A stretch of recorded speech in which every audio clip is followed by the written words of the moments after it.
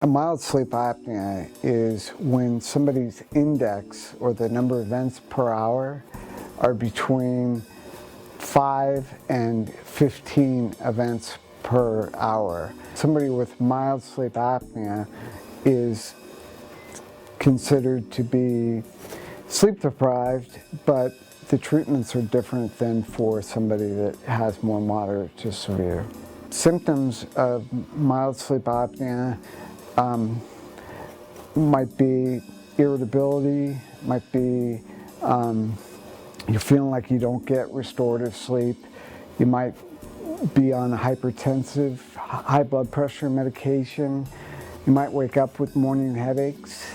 If you have some of these symptoms and you speak to your doctor, then you can do an in-home diagnostic sleep study, and you need a prescription. A high percentage of the population snores, and all snorers don't necessarily have sleep apnea. And you don't need to snore to have sleep apnea. I don't snore, as an example, and I have sleep apnea. So for the patients that do snore, it's important to differentiate social snoring, which is snoring without apnea, and having mild sleep apnea. So that's why you need to do the diagnostic test. So moderate sleep apnea is when a patient, roughly their index is between 15 events per hour and 30 events per hour. And 30 events per hour is waking up every 2 minutes. So you're going to wake up. If you do 30 an hour, that's 200 times if you sleep 6.5 hours. So you get up more tired than when you went to bed.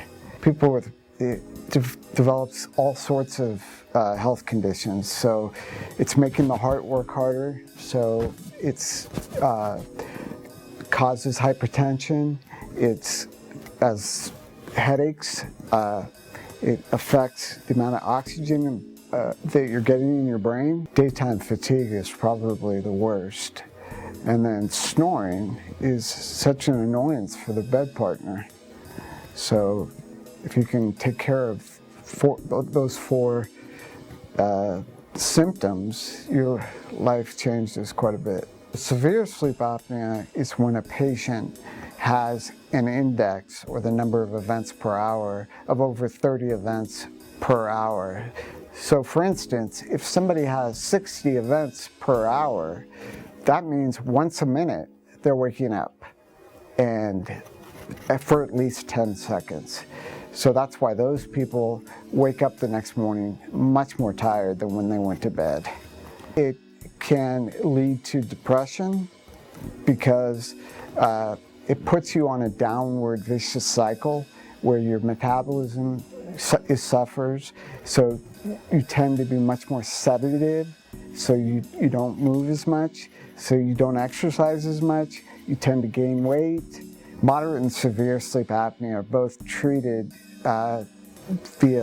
with CPAP. Again, it's 100% effective if the provider can get you into the right mask and the right device. It's going to work, and you're working with the right people that have a lot of knowledge in this area.